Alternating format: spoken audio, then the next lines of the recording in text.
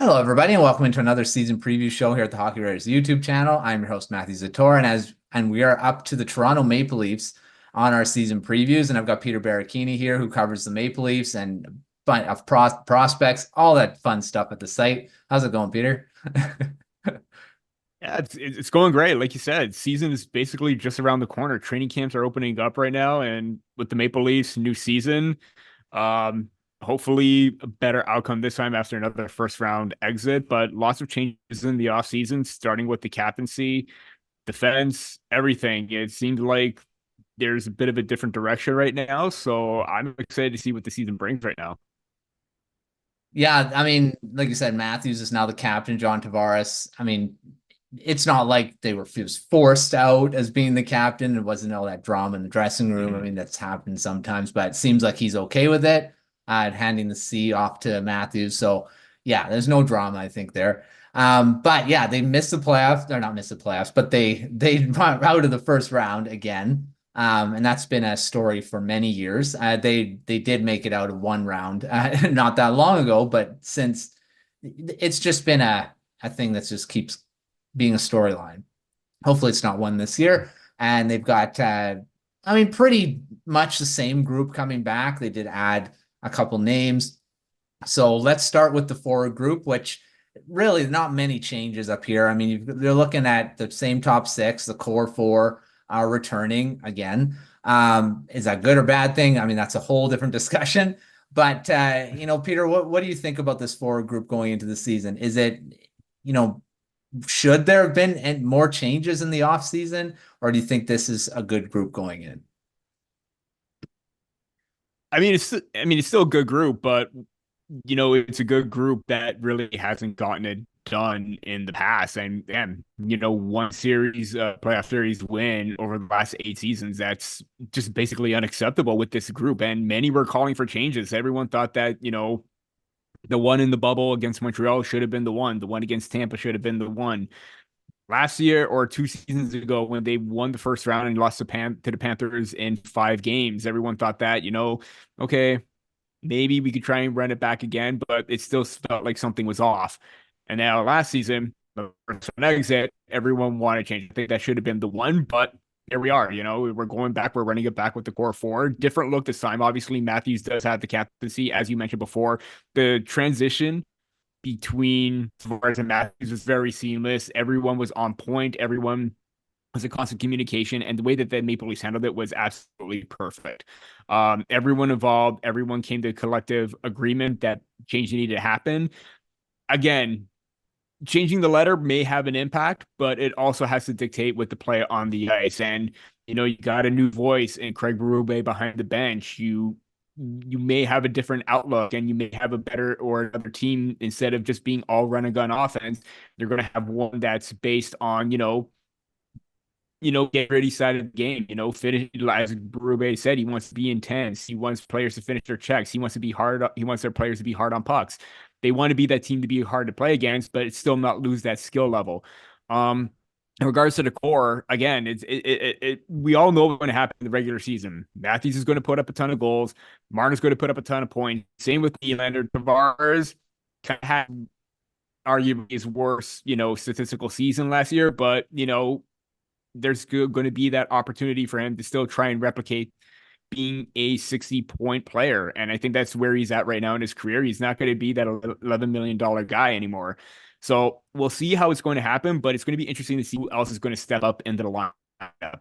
Um, you're going to look at younger players making that jump to take another big step. Matthew Nyes, Bobby McMahon, Pontus Holmberg. He's gonna probably have an opportunity to move further up in the lineup and be more of an impactful bottom six player. Maybe not top six, but they're going to have some players that there's going to be some spots to be filled, and they're going to have to rely on players last season to take a big jump. Yeah, you mentioned a few of the young players now, like Bobby McMahon's going to have a good chance of being in that top six. Matthew Nyes, of course, could be on the top line again. There's a lot of guys that are going to be pushing for spots, and we're going to obviously going to talk about some of the rookies and prospects later on that could get a chance too. So yeah, there's a lot of interesting things that could happen in the bottom six and even in the top six with those top players too. So yeah, it's gonna be an interesting training camp, I think, for a lot of these guys. All right, moving to the defense. This group actually got quite a few changes. A couple former Canucks getting added, like Chris Tanev, Oliver Ekman-Larsson. What do you think about this defense and the additions made? I mean, starting with Tanev, who's still one of the best defensive defensemen in the league. Going to probably be paired with Morgan Rielly to start. Let's start with Tanev there. What do you think he's going to bring to this group? So they went with a different direction last year, bringing John Kleinberg to add a little bit more offense. But because of that, even early on, you notice that added offense before the injury started happening, the defense took a hit. I got something coming out tomorrow where I look at the defense and how the defense may not be as bad as people think, because defensive categories, goals against, you name it, Maple Leafs were in the bottom half of the league last year. And for a team that made the playoffs, not really good. Bringing in someone like Chris Tanev to try and be that defensive stalwart, be the guy to get in lanes, block pucks, make sure nothing gets in front of the net, boxing players out. That's the type of shutdown defender that they need. Obviously, there are still some injury concerns, but even when they acquired his rights at the draft, Brad Treliving was very adamant that, yeah, he's a little bit older, or he's still up there in age, but you look at the numbers and you look at his play, he's still a damn good, effective shutdown defender. And that's what the Maple Leafs need, because they didn't really get at all of last season. So seeing him on the top pair with Morgan Rielly, obviously that's probably the best case scenario, or that pairing is most likely going to happen, because you have that balance with Tanev being the shutdown defender and Rielly being the one to try and jumpstart the offense. And with Tanev breaking plays out, hopefully it gives Rielly a bit of a jump to activate a little bit more and then join the rush, join in on the attacking zone a little bit more, because now you got a steady defensive presence on there. And if it's the top line, you got Marner to fall back, help out when Morgan Rielly's pinching up. But I still think it was a really great signing. Obviously, everyone's going to look at the contract. 6 years is going to take him to his 40s, but you know what? He's still good right now. If you get 3-4 solid years of Tanev right now at his best, I think it's still a big win. So getting him into the fold and getting him as that top pairing for Morgan Rielly, because he's had an influx of defensive pairings. I think this might be the best one where he's very capable of shutting it down, and you didn't have that, what if scenario like we've had in the past with, the likes of TJ Brody, where he looked good, but then the decline started to happen. I think we're not going to see that with Tanev. Yeah, I mean, Tanev is one of those guys that I didn't like. The Canucks didn't re-sign. I mean, Benning said they ran out of time on him, but whatever. That's in the past. He's not going to come back. He's going to retire as a Maple Leaf. But he's probably going to end his career with one of the highest blocked shot rates in probably history. It seems like he's not afraid to throw his body in front of shots. But I mean, the Maple Leafs also made a lot more changes. Of course, they added Ekman-Larsson as well. What do you think of the rest of the defense with him added, and then Liljegren as well? I mean, he was just re-signed. There wasn't for sure he was going to come back too. What do you think about this group? Is it good enough going forward here? I mean, yeah. I mean, like I said before too, I think this defensive unit is going to be better than what it was last season in terms of overall balance. I think there's a better balance this time. And, we talked about Tana being the defensive side of being the defensive stalwart that he is. Ekman-Larsson coming in to be an offense, not necessarily a big time offensive producer, but to lead the offense in the lower part of the defense unit. I think it was a good add at 3.5 million for like over the 4 years. I think that it took a while for him to figure. I mean, it took a while for him to figure out where he was at his stage in his career, and now he's gotten to the point. Now this is who I am. I think there was a few times, like towards the end of his career in Arizona with the Vancouver Canucks, I think there was a lot of pressure on him to be that go-to offensive defenseman, and maybe he wasn't quite living up to expectations at that point. But now with the reset in Florida, I think he's figured out who he is. Yeah, he's still that puck mover, defender that can still jump into the rush, get pepper shots from the point. He's still that guy, but I think he's improved tremendously within his own end, where maybe he isn't as prone to, making, bad decisions with the puck, or is it like split second mistakes? I feel like there's a little bit more roundedness to his game where he's just a little bit more complete, and want to see how he can handle, or not handle, but how he could play in the system that Craig Berube has, because it kind of feels like both Berube and Paul Maurice are kind of the similar coaches where they want you to play with that intensity, that in your face style, but also to play your game, make sure you're doing the right things properly so you can get those opportunities later on and win the game.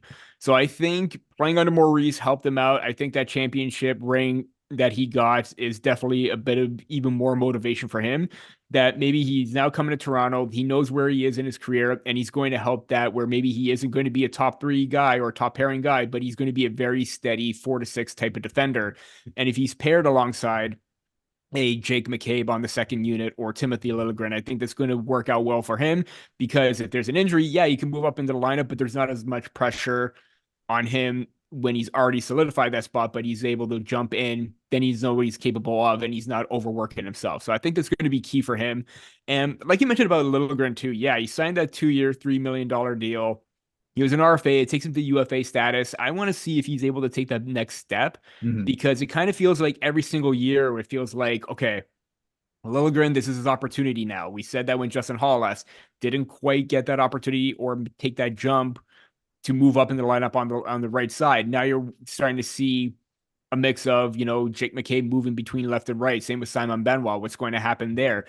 I think that if he's able to still be a steady two-way kind of guy, I think that's great. But if all you're going to get is just him on the third pairing, then he's just going to be a third pairing defender. But hopefully, bringing in someone like Ekman-Larsson, a fellow countryman, could help him out as well, because he's still young. I mean, Mhm. he's entering the prime of his career right now.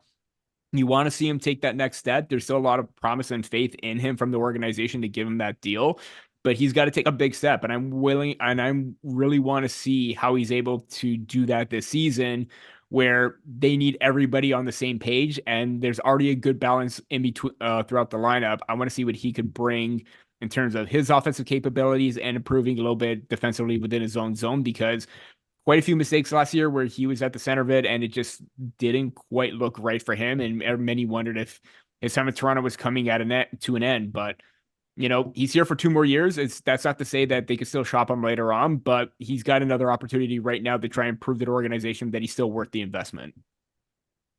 Yeah, I mean, they've moved on with so many other younger guys, Rasmus Sandin, they got, they traded away. It seemed like Liljegren was on the block a bit. We'll see if he can be a guy that can be part of this group, but adding those guys like Tanev, like Ekman-Larsson, I think is going to make it that he won't have to take on a lot more. He'll more of a support guy. But yeah, I think this defense is a lot better, like you said, than people may think. Ekman-Larsson I was really impressed with him in Florida. Like you said, I thought I mean, where was this guy in Vancouver? I mean, if he would have played like that in Vancouver, been totally fine with it. But I think what it was is there was also that money hanging over his head too, Mm-hmm. just being paid so much, and they're expecting so much out of him. And he goes to Florida and he's not getting paid as much. And maybe he just settles into that money, and it's like, okay, that's worth that what he's getting paid. And yeah, so I think he's still a really good defenseman. It's just he was overmatched with what his contract was, and everyone was expecting him to live up to that. He wasn't going to. So I think he's going to be pretty good with Toronto too. All right, let's go to goaltending. Sees another change from last season. They've got, Ilya Samsonov, of course, moved on, and he's with the Golden Knights now. And they signed Anthony Stolarz from the Florida Panthers as well. And then Joseph Woll is the other goalie. What do you think about this tandem? Is it a 1A, 1B type thing? Or do you see one of these guys kind of taking the starting role throughout the season?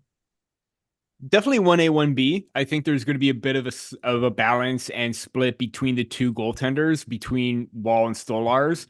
Um, how long that lasts, it definitely is going to be interesting to see if one can run away with it. I know we've talked about, there's been a lot of talk about Joseph Woll and his health status, but when he's on top of his game and he's healthy, he is definitely looking like one of the best goaltenders in the league. Again, he has a small sample in his career, but I think he's maxed, under 40 games throughout his NHL career, 36, and he's Mm, 12, 13 and 1, 912 save percentage, 276. But, last season he had that injury. He didn't look quite himself.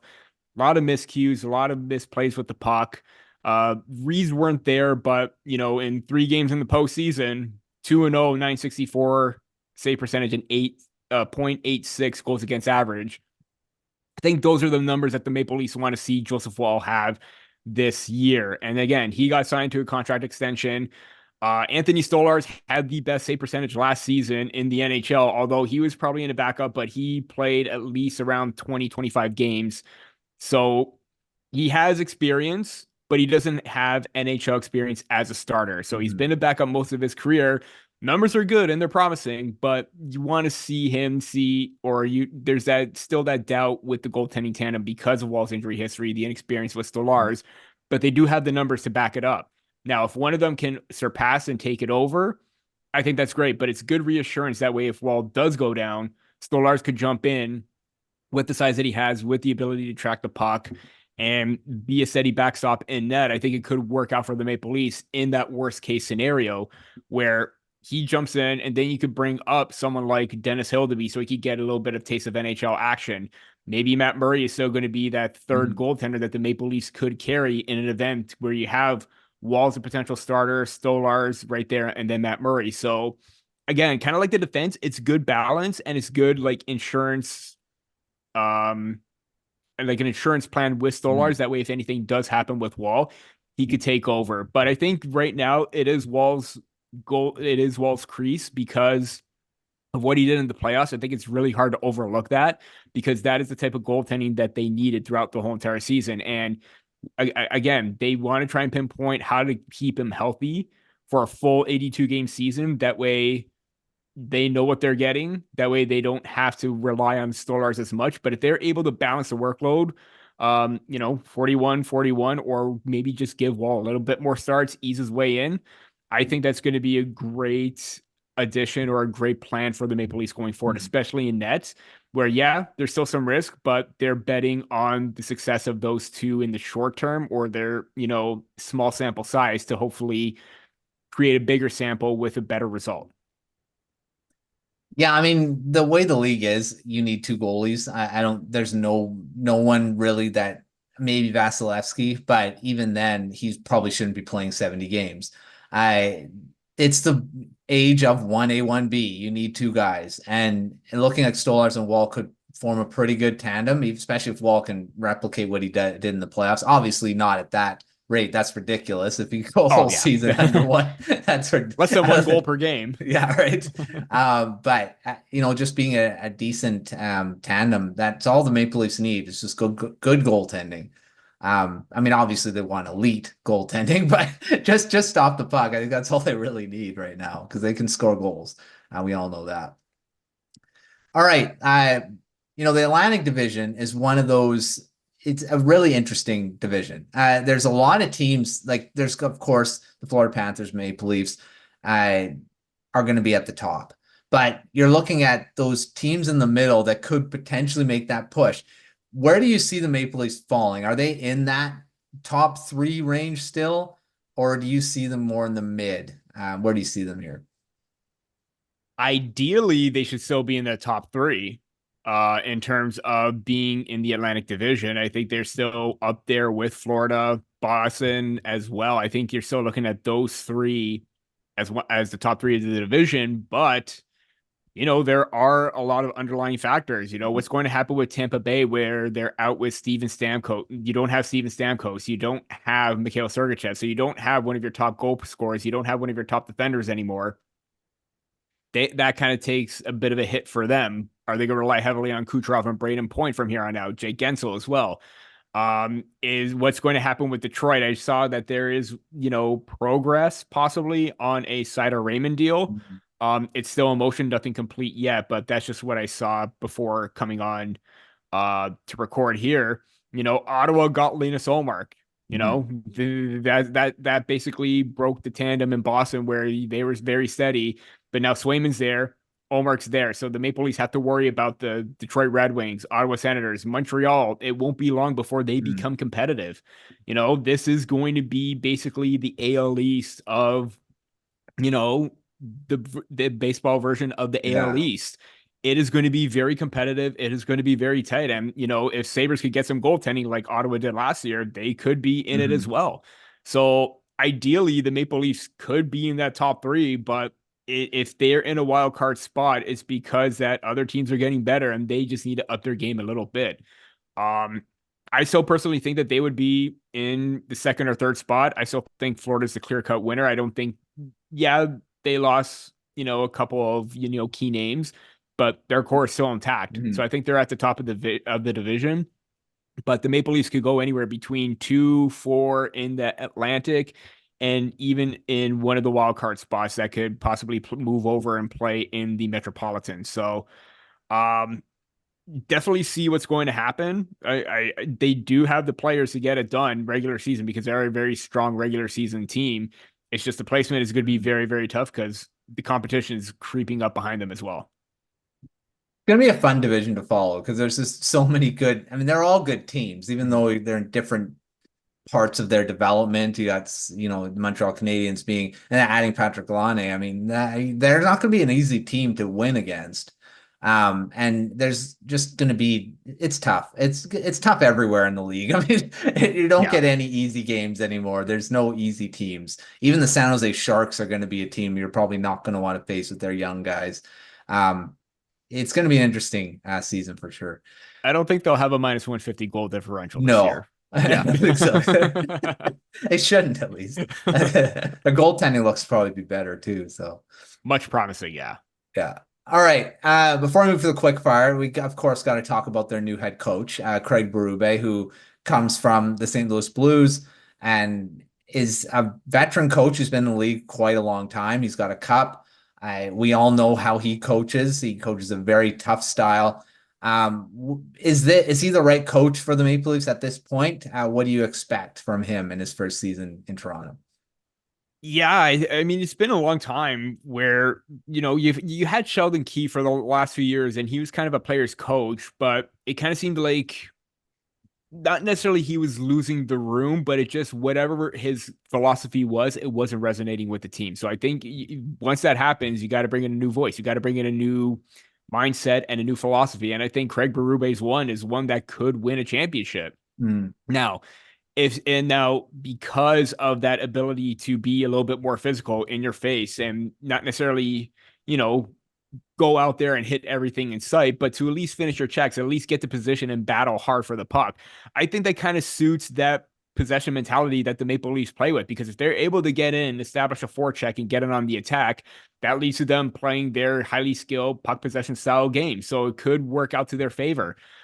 He's very detail oriented. He likes players being responsible and he wants accountability throughout the whole entire team from the forwards to the defense. I think that's very great and very key with a new team that, not necessarily like we haven't really seen the Maple Leafs at their best, where they are good when they can shut things down, but they lose the offense. When they have the offense, the defensive game kind of loses mhm. track. If they're able to get that balance throughout the lineup where you do have defensively minded forwards, but can still impact offensively, I think that's going to be key, especially in the bottom part of the lineup. Same with the defense. If you have those mix of two-way defenders, puck movers, shutdown guys.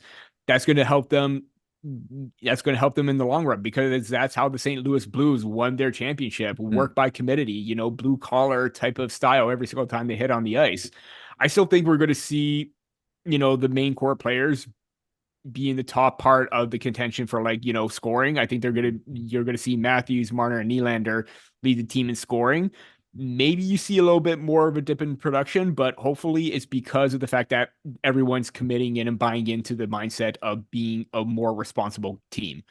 And when I was in the scrum for Berube at the draft, he wanted his team to have an identity. I think that's going to be the mentality and the identity of this team going forward. Where he's got the star players, but he still wants them to not lose that you know responsible aspect to the game that could ultimately be the difference between a win and a loss, or a blowout win or a blowout loss as well. So that's my take on Berube. I think he's going to work wonders with the team, and I'm excited to see what his game plan is for the first preseason game, or what they're going to be doing in practice to see how this team comes together. Yeah, I mean, you make a good point there with winning games that, especially in the playoffs, those one goal games, those games where you just need an extra push, and they've somewhat missed that throughout their time, getting kicked in the first round. There are games where you're like, you need to win this game, and they just can't do it. I think Berube, he's shown that he can coach that type of team that can win those types of games, and that's what the Maple Leafs need. So I think he's probably the right coach for them. We'll see how they all kind of hit with his system, and if people get. I mean, I don't know. It seemed like he was okay with the star players in St. Louis, so maybe Kyrou was the exception. He seemed to kind of sour on him later on, but yeah, I think he's going to end up being a good coach for the Maple Leafs too.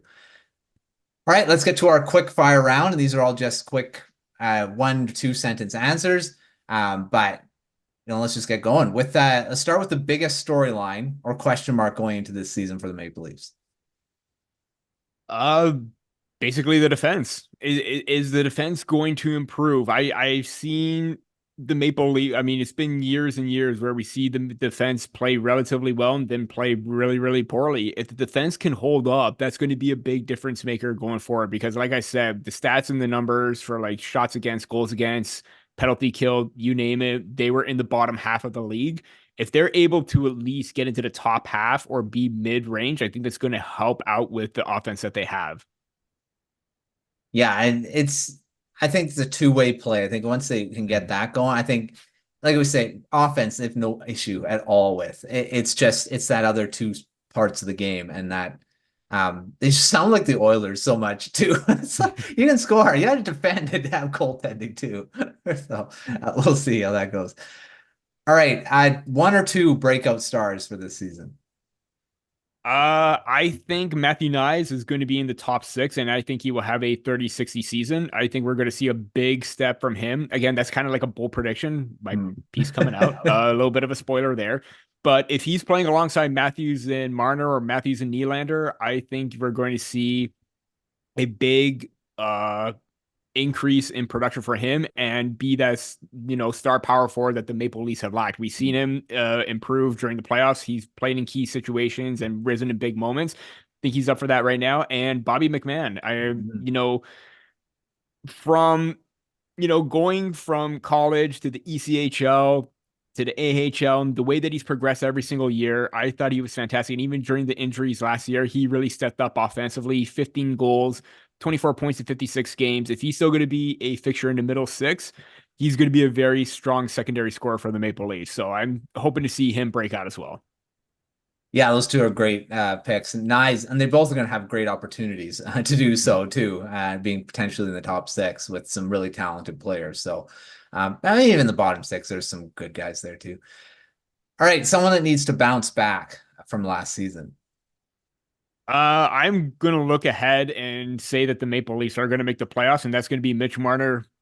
Postseason Mitch Marner. I think that, that is the big thing. We know how great he is in the regular season. He was even on pace for 100 points last season before he got injured.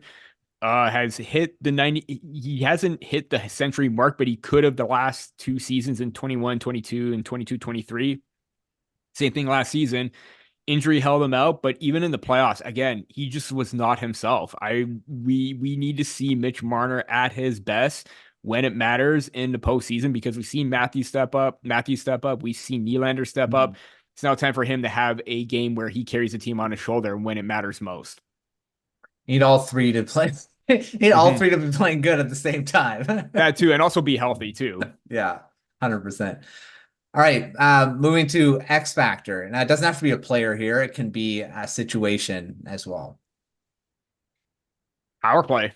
Again, special teams is going to be huge. I'm going to encompass special teams as a whole, because their penalty kill wasn't that great throughout the whole entire season. I believe they had the 21st ranked penalty kill.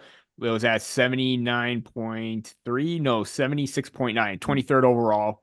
And even the power play too. Like, yeah, it got off to a hot start where they were like top 2 or 3 in the league, and then they kind of cooled off. And right into the postseason, I believe they only clicked for like what 4%. They only Mm. scored one power play goal.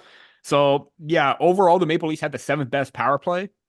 Their consistency, their game plan needs to change, and I think that adding Mark Savard there is definitely going to help them Mm. out, where they get out of that rhythm, where they don't have a lot of these set plays, and they just do what they need to do to be successful. They got the personnel to do it, that's for Mhm. sure. And the penalty kill is going to get a huge boost with Tanev being Yeah. there. That's going to be a big one. I mean, Ekman-Larsson is a pretty good penalty killer too, but Tanev is just going to make a huge difference Mhm. on the PK. That's for sure. All right, let's talk about prospects, which we do every week on Prospect Corner. But let's start with a rookie or a prospect that could surprise and make this roster out of camp.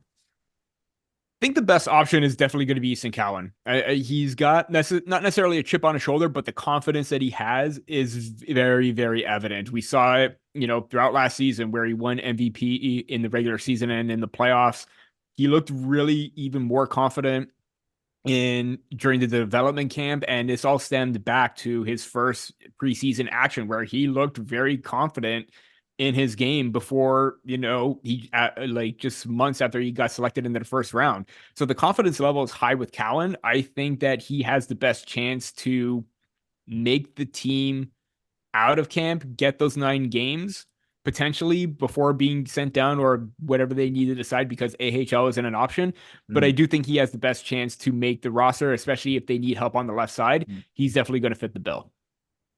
It's all going to depend on how the Nick Robertson situation kind of Mhm. pans out too.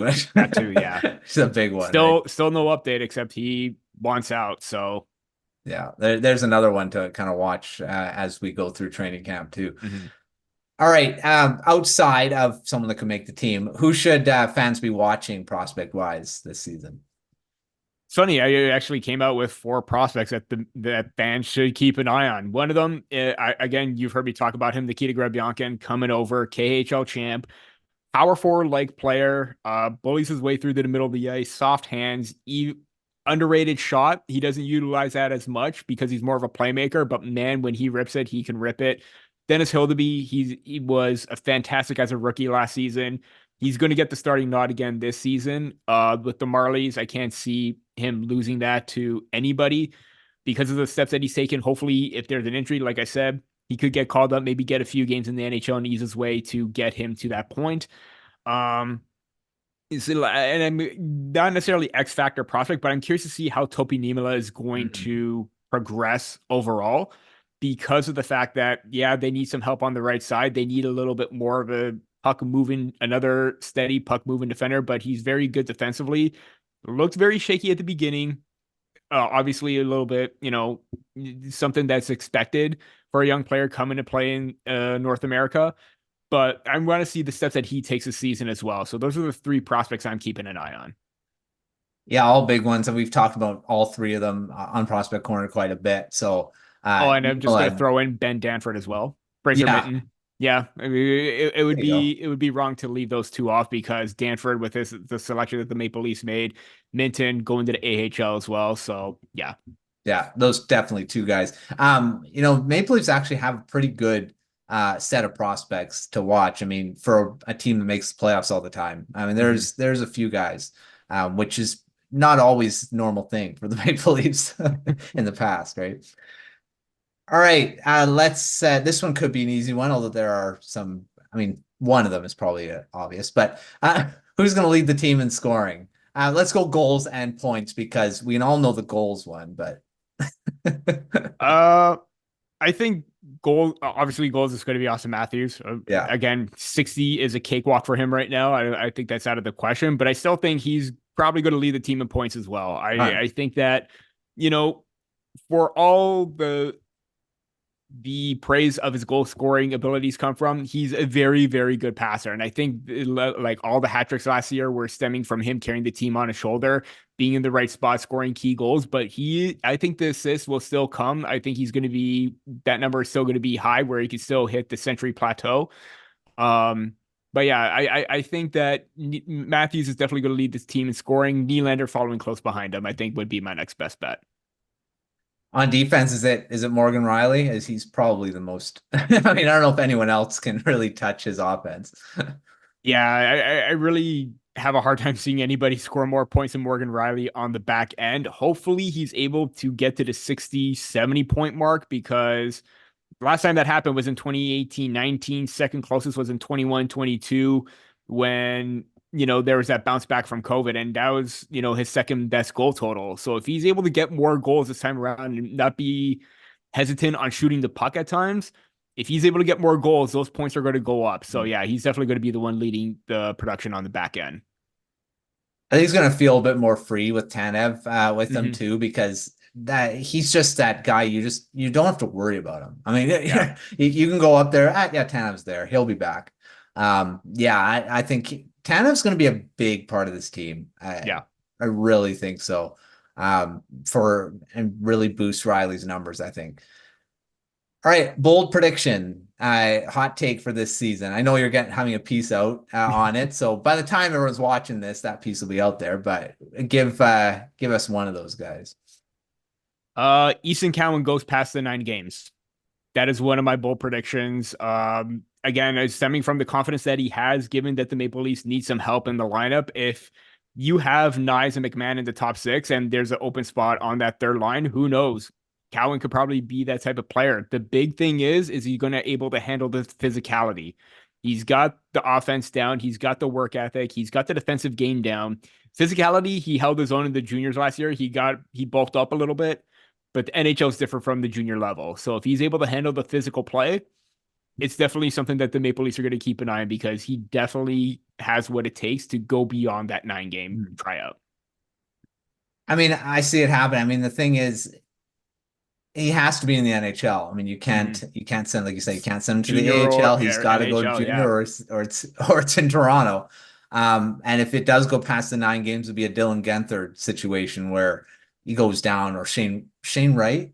Was Shane he Wright another one situation too, too? yeah. Yeah, where they sent him back, but had to burn a year off their contract. Hmm. So we'll see if they do that. But he has to impress in camp. I think he definitely has the potential to do it. So yeah, we'll see. We'll see what happens. Thanks, Peter, for coming on, talking the Maple Leafs and all the. I mean, another season coming up. But the thing is with the Maple Leafs, we know what happens in the season. They'll make the playoffs. They'll be good. It's Regular season doesn't matter unless it's way the down. playoffs. That's Yeah. when everything comes down to it. So a long time to wait for what we have to do about that, but the season's starting soon, so we can at least watch some hockey. But we'll make sure to check out everything at thehockeywriters.com for the Maple Leafs writing team. Lots of stuff out there already. We got tons of preview content, so make sure checking all that out. But until our next preview video, we'll see you next time.